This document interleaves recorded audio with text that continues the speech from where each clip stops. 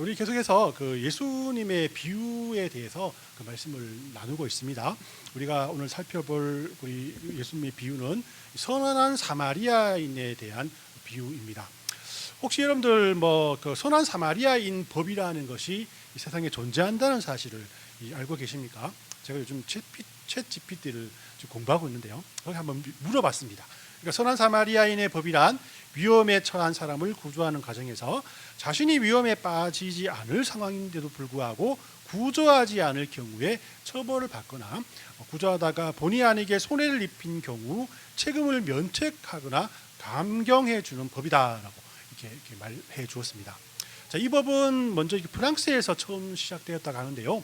프랑스 외에도 폴란드나 독일이나 스위스나 네덜란드와 같은 여러 유럽 국가들에게서 또 실제로 적용되고 있고요. 또 캐나다와 미국과 같이 북미주에서도 이 법을 실제적으로 적용하고 있다고 합니다.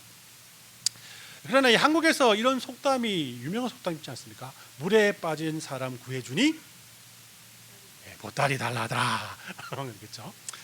이런 상황 때문에 어떤 면에서는 위험에 빠져 있는 사람들을 도와주려 하다가도 일단 두려움에 빠지기 쉬워요, 그죠? 그래서 일단 그 위급한 상황 속에 있는 사람을 먼저 구해주라라는 취지에서 이 법이 생겼다라고 할 수가 있습니다.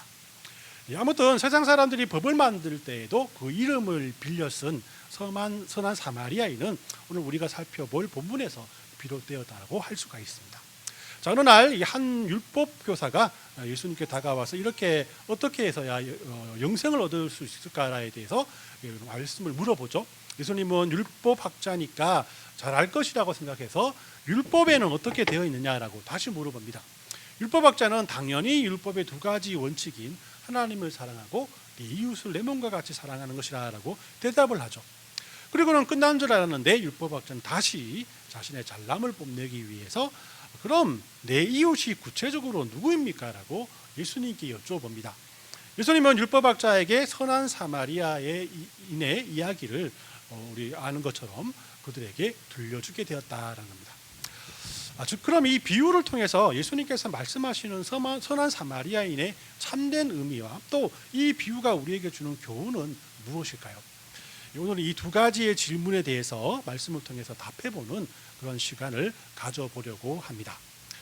첫 번째로 이 비유는 하나님의 사랑과 또 이웃 사랑이 율법의 핵심임을 우리에게 말씀해주고 있어요. 자, 율법서에서 복음서에서는 예수님을 시험에 빠뜨리기 위해서 바리새인들과 서기관들이나 율법학자들이 계속해서 예수님께 질문을 많이 던지는 모습을 우리가 봅니다. 모두가 다 대답하기 어렵고 애매한 것들을 물어봐서 예수님을 공경에 빠뜨리기 위한 계략이라고 할 수 있어요. 자, 오늘 이 율법학자도 예수님께 질문을 하며 궤변을 펼치게 됩니다. 그가 물어본 질문은 내가 무엇을 해야 영생을 얻겠냐라는 것이죠. 간단해 보이는 이 질문이기도 하지만은 당시 예수님께서 활동하실 시기에 이 질문을 한다는 것은 좀 더 깊은 의미를 가지고 있다라고 할 수가 있습니다. 자, 이 질문을 풀어서 해본다면 이런 것이죠.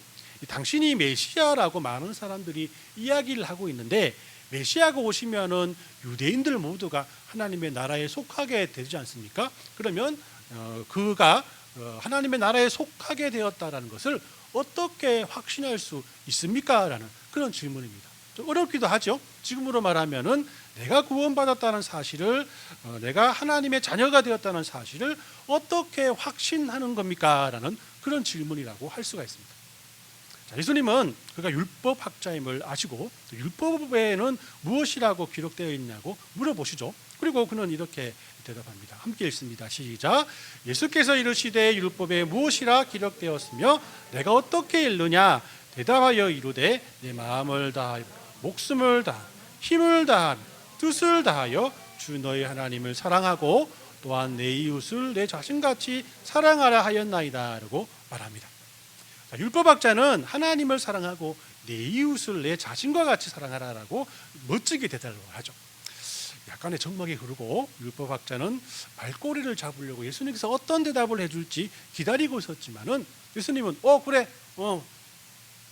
참 좋은 정답을 말했어. 자, 그래 그러면 너도 그렇게 살면 돼. 라고 더 이상 말하지 않는 겁니다. 율법학자 말을 그대로 예수님께서 인정했다라고 할 수가 있는 겁니다.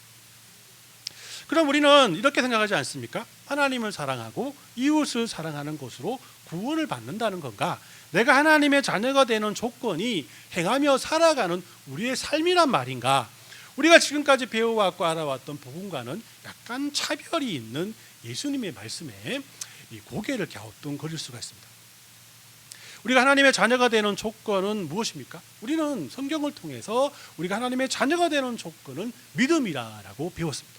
예수님께서 우리를 위해 흘리신 보혈의 피를 믿을 때에 하나님의 자녀가 되고 우리가 천국을 소유할 수 있는 확신이 된다는 것. 맞습니다. 이것이 우리가 믿는 복음이라고 할 수 있습니다. 우리는 이 복음을 믿음으로 하나님의 자녀가 되었고 또 구원의 확신을 가질 수가 있는 겁니다.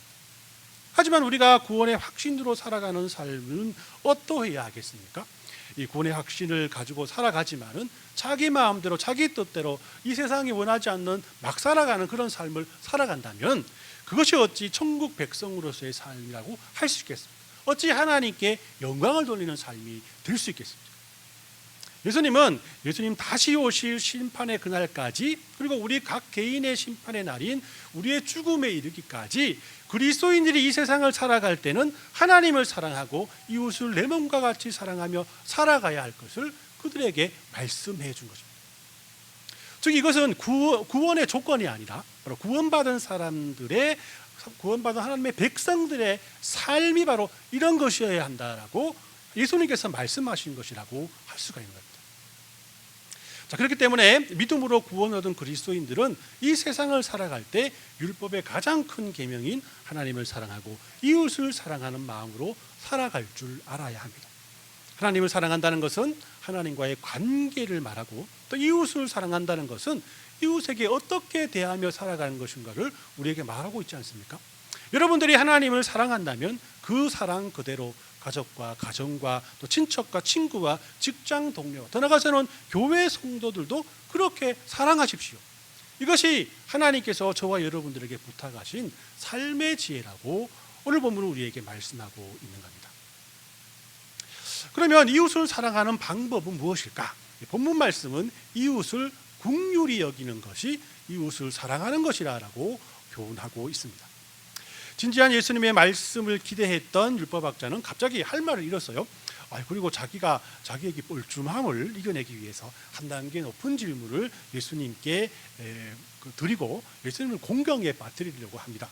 29절 말씀 같이 읽습니다. 시작. 그 사람이 자기를 옳게 보이려고 예수께 여짜오되 그러면 내 이웃이 누구니까? 라고 말합니다. 성경은 분명히 율법학자가 자기를 옳게 보이려고 예수님께 질문했다라고 설명을 합니다. 그 질문이 바로 내 이웃이 누구입니까? 라는 질문이죠. 자, 율법학자의 그 의도는 바로 이런 것이었습니다. 하나님을 사랑하고 이웃을 사랑할 줄 아는 사람이 어떤 사람이라는 겁니다. 당연히 자신과 같이 율법을 절하는 사람이거나 또 바리새인이나 사두개인이나 서기관 같이 율법을 연구하고 가르치는 사람들, 즉 더 나아가서 유대인들과 같이 하나님을 섬기는 사람들이라고 하나님의 택한 백성인들이라고 확신하는 겁니다. 즉 이방인이나 그들이 천대했던 사마리아 사람들은 자신들이 자기의 몸과 같이 사랑하지 않아도 되는 사람들이라고 확신하며 살아갔던 사람들이었던 것이죠. 자, 이런 의도를 아신 예수님은 드디어 선한 사마리아인의 비유를 율법학자에게 말씀하고 있습니다. 자, 어느 날 어떤 사람이 예루살렘에서 여리고로 내려가다가 강도를 만납니다. 강도들은 그의 모든 것들을 다 빼앗고 마구 두들겨 패고 반쯤 죽여서 그 사람을 길거리에 버리게 되죠. 마침 한 제사장이 그 길을 내려가다가 그 사람을 보고는 피해서 도망가게 됩니다. 또 어떤 레위 사람이 그 길을 가다가 또 그 사람을 보고 피해서 지나가게 되었다는 겁니다. 그런데 그 길을 가던 어떤 사마리아 사람은 그를 보고 가엾은 마음이 들어서 가까이 가서 상처에 기름과 포도주를 붓고 싸매어 주고 또 자기 나귀에 태워서 여관으로 가서 간호해 주었다. 다음 날 자기 주머니에서 2 데나리온을 꺼내서 여관 주인에게 주면서 저 사람을 잘 돌봐주십시오. 비용이 더 들면은 내가 돌아오는 길에 갚겠습니다라고 부탁하며 떠났다라는 겁니다. 자, 그러면 이 세 사람 중에서 강도를 만난 사람이 이웃이 되어준 사람은 누구라고 생각하느냐라고 예수님께서 물어보았고, 율법학자는 그 사람에게서 자비를 베푼 사람입니다라고 대답을 하죠. 예수님은 너도 가서 그렇게 하라라고 이 이야기를 끝내게 됩니다. 자, 유대인들은 사마리아 사람들을 이방인들과 혼혈되었다는 이유로 매우 그들을 멸시했습니다. 그러나 실제로 강도를 만난 사람을 구해준 사람은 하나님의 택함을 받은 사람이라는 대표적인 인물인 이 제사장과 레위인이 아니라 그들이 가장 멸시하고 천대했던 사마리아 사람이었다라는 것입니다. 이것은 오늘날 그 이야기로 본다면 그런 겁니다. 십자가 목걸이 걸고 막 힘들어하면서 길가에 막 쓰러져 있는 사람이 있습니다. 근데 두 사람의 그리스도인이 그걸 지나가면서 보고는 그냥 성경 들고 지나가다가 그냥 지나갔다는 거죠. 뭐 더 디테일하게 말한다면 한 사람은 목사님이고 한 사람은 장로님이었다고 할 수 있습니다. 아무도 그를 거들떠보지 않고 지나갔는데 거기에 불교도들 이렇게 지금 가면 불교도들이 도와주거나 아니면 이슬람교도, 특히 이슬람교도, 터분을 쓴 이슬람교도들이 그 사람을 보고 살펴주었다라고 할 수 있는 겁니다. 저는 이 이야기를 통해서 사랑을 베푸는 것은 행위가 아니라 긍휼한 마음이라는 것을 깊이 생각하게 되었습니다. 그렇지 않습니까? 율법적으로 볼 때 제사장은 제사를 하기 전에 불결한 것과 접촉이 금지되어 있습니다. 시체를 만지거나 부정한 것들을 만지는 자는 제사를 드리러 성소에 들어가지 못합니다. 그러니까 제사장은 미리 겁을 먹은 거죠. 괜히 갔다가 부정한 사람들을 만나면은 자신이 성소에 들어가지 못하게 되므로 참 이게 겁이 나서 그 사람을 피해간 것이라고 할 수가 있습니다. 혹시라도 제사장이 쓰러진 사람을 만지거나 부정해진다면은 한동안 성전에서 제사장의 업무를 볼 수가 없는 것 아니겠습니까? 자, 이렇게 제사장은 길가에 쓰러져 있는 신원미상의 이 사람보다도 성전의 업무가 더 중요하다는 핑계로 자신을 합리화하고 강도 만난 사람을 못 본 채 하고 지나갔다는 겁니다. 레위인도 마찬가지죠. 레위인은 성전에서 제사장을 돕는 일을 하는 사람 아니겠습니까? 그러니까 아마도 레위인은 제사장과 같은 이유에서 자기도 만약에 그 사람을 보게 되거나 만지게 된다면 성전에 아예 들어가지 못하기 때문에 자기 일을 하지 못하죠. 그리고 더 나아가서 자신보다 앞서간 제사장이 그냥 지나쳐간 것을 알고 당연히 나도 그냥 지나가도 된다라는 생각을 했을 것입니다. 반면 그 사마리아인은 다친 유대인들을 그냥 지나쳐도 아무 문제가 되지 않습니다. 어차피 서로 미워하는 사이이기 때문에. 그런데도 불구하고 사마리아인은 다친 사람을 보고 불쌍히 여겨서 그들을 구해준 것이라는 겁니다. 어떤 의무가 아니라 그를 단지 불쌍히 여겼다는 겁니다. 이렇게 사마리아인과 제사장과 레위인은 강도 만난 사람들에 대한 마음이 달랐다는 것이죠. 제사장과 레위인은 사람을 보지 않고 율법만을 보고 살았지만은 사마리아인은 사람에 대해 불쌍히 여기는 긍휼한 마음으로 강도 만난 사람을 대한 것이야. 이렇게 본다면 율법으로는 사람을 살릴 수 없는 겁니다. 율법으로는 진정한 사랑을 베풀 수 없는 것이죠. 율법으로는 강도 만난 사람은 길거리에 방치되어 죽음을 맞이할 수밖에 없다라는 것입니다. 예수님은 지금 율법학자에게 진정으로 당신이 사랑해야 하는 사람은, 당신의 진정한 이웃은 당신의 마음을 이해하고 공감할 줄 알고 실제적으로 당신에게 도움을 주는 사람이라고 그에게 말하고 있다는 거예요. 사마리아 사람이어야 안 되고, 또 이방인이어서는 안 되고, 불교인이어서는 안 되고, 더 나아가서 이슬람 사람이라면 더더욱 안 되고, 그렇게 생각한다면 너도 어려움을 당할 때 그 사람들이 당신은 유대인이어서, 당신은 그리스도인이어서 안 된다라고 그냥 지날 수 있다라고 말씀하고 있는 겁니다. 그래서 세 번째로, 그렇기 때문에 우리는 우리가 받은 긍휼을 이웃에게도 그대로 베풀 줄 아는 그런 교훈을 이 비유를 말씀을 통해서 배울 수 있다라는 것입니다. 예수님은 선한 사마리아인의 이야기를 들려주고 나서 이런 질문을 그 율법학자에게 하죠. 예수님의 질문이 율법학자의 처음 질문과 어떻게 다른지를 한번 살펴보시길 바랍니다. 우리 36절 말씀을 같이 읽어볼까요? 시작. 내 생각에는 이 세 사람 중에 누가 강도 만난 자의 이웃이 되겠는가? 율법학자는 내 이웃이 누구입니까? 내가 누구를 내 이웃으로 보아야 합니까? 라고 물었는데 예수님은 내가 누구에게 이웃이 될 수 있는가라고 다시 한번 그 율법학자에게 묻고 있다는 것입니다.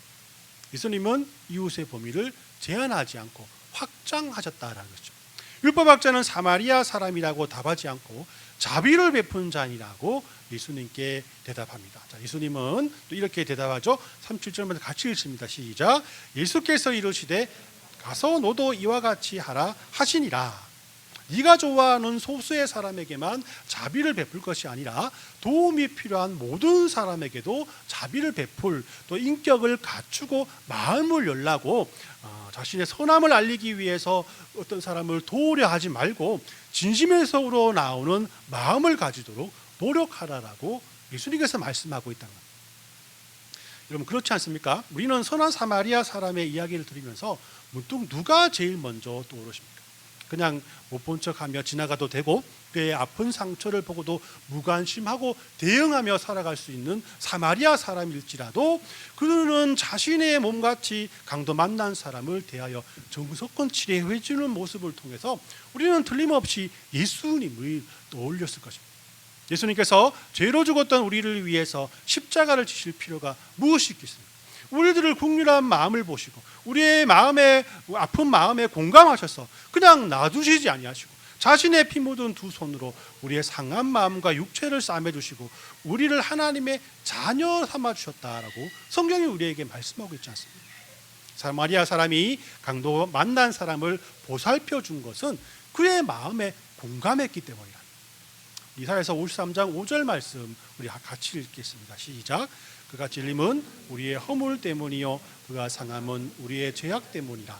그가 징계를 받음으로 우리는 평화를 누리고 그가 채찍에 맞음으로 우리는 나음을 받았도다라고 말씀하고 있습니다.